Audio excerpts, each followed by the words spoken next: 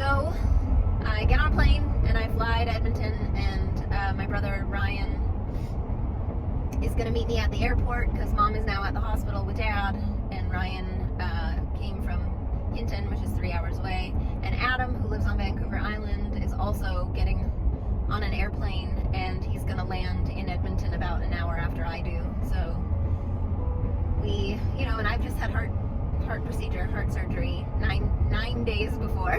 So I land in Edmonton and I get to see my brother, and I just stand there and cry because I hate that I'm there, and I'm also so glad to see him. And we walk around the airport and get coffee and food, wait for Adam, and Adam arrives, and we hug again and cry again. Then we get in the car and drive to the hospital, get to the hospital, and my dad is still in the emergency department. They're waiting for a bed to open up in the intensive care, critical care units. And I walk in, and Dad immediately recognizes me and Adam, and he is so happy to see us, but also he is not himself. He's still very altered. He's, just unwell. He does not look like himself. He's very conscious, stream of consciousness, chattering, in and out of lucidity, in and out of current time, and maybe knows he's in the hospital but doesn't know he's in the hospital. He's definitely seeing things. He keeps asking us to touch things to show him that he sees lots of animals. He keeps seeing animals. And Mom is just sobbing because all three of her kids are there with her, and God, she has been holding vigil alone for so long. So we sit at Dad's bedside, and we're catching up and filling them in and getting filled in and asking questions of the nurses. And finally I'm like, Mom and Adam and Ryan, you all need to go to a hotel and sleep. I will stay up all night with Dad. What I'm trying to do is get a grasp of where we are and where we're going, medically, clinically, emotionally, spiritually. I don't want Dad to be alone. And so Mom and Adam go to the hotel, and Ryan drives back to Hinton because he has to work, but we'll keep him updated. And throughout that night, Dad is really agitated, really angry, tired of the needle sticks, he's got 4 IVs in, 2 in each arm. They're coming for every 30 minutes for blood sugar, and then also giving him insulin, and also he's got a catheter in, which is everybody's least favorite thing. Keeps trying to pull the catheter out. And then Mom tells me, before she leaves, that he hasn't slept in 48 hours. He's in some degree of,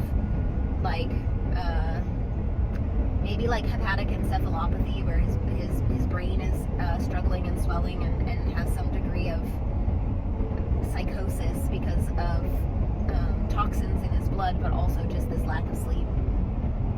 So I request from the doctors that we sedate him, and our sedation options are very limited because of how toxic his blood is, and that his liver function is poor, and his kidneys are basically shut down, and nothing works. He's still wide awake all night. He keeps trying to get up out of the bed. He keeps trying to pull his catheter out.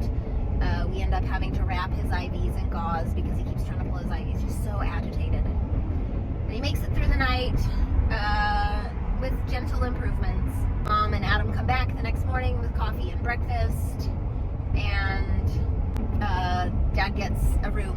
He gets to go up to critical care and a new doctor, and I'm asking questions. What does this look like? What if we do this? What happens if we do this? What is your honest opinion of his prognosis? If we do correct the blood sugar and the sodium in his blood, will he come back to himself, or is this his new baseline? We don't know. The brain damage from the salt levels might be permanent. He might never be able to get out of bed again. All just collecting. And so we go through that day. Dad still hasn't slept at all. He's still very altered. He's still pretty agitated, in and out of lucidity, mostly pleasant during the day, but gets very agitated about his IVs and his catheter, and also the people in his room. He keeps seeing people in his room. He keeps getting very shocked at the people in his room. So I go back to the hotel and I sleep all day, and then I come back in the evening. We go out to dinner. We talk about a lot of things, and I'm very honest with Adam and Mom, and I tell them I think Dad's body is actually dying, and I think what we are doing is just prolonging his death and his suffering. And I think we need to talk about what it might look like to withdraw clinical care and give him a very good death. And Mom cries, and Adam cries, and also what they know is I'm right, and I'm just the one that's brave enough to say it. So Mom and Adam come back to the hospital and say goodnight to Dad, and I'm going to stay the night with Dad. And that night, Dad is not okay. He keeps trying to get out of the bed. He rips his catheter out twice. So angry, so agitated, so violent, screaming, really awful, mean things. He still hasn't slept. 0 sleep.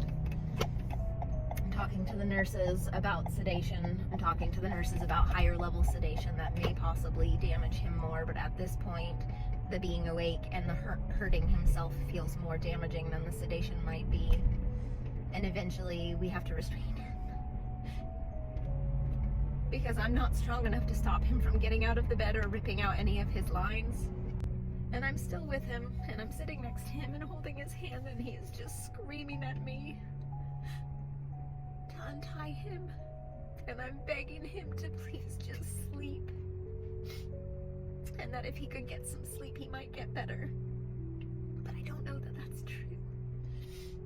And we spend all night doing that. Me begging him to go to sleep, and him screaming at me to untie him. Let him go.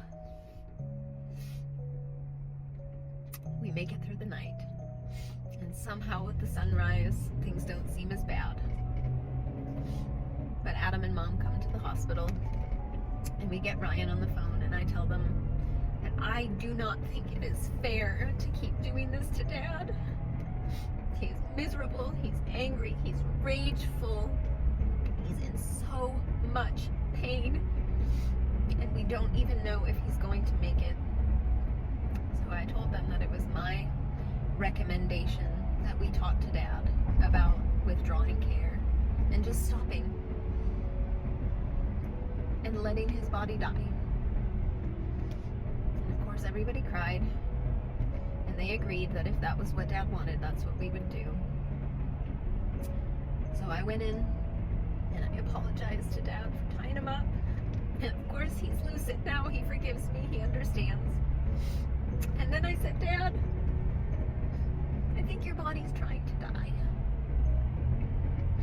And I think this is so hard because we're fighting it. And I think it would be a lot kinder if we just stopped. If we just stopped and let your body die. My dad has been my dad my whole life, and I have never, not even one time, seen him cry. Not when his parents died. Not when my baby died. And he broke down in tears. Weeping. And he said, I think I knew that, Mandy. I just didn't realize it was going to be today. I said, we can take everything out and turn everything off. No more drugs, no more medication, no more pain.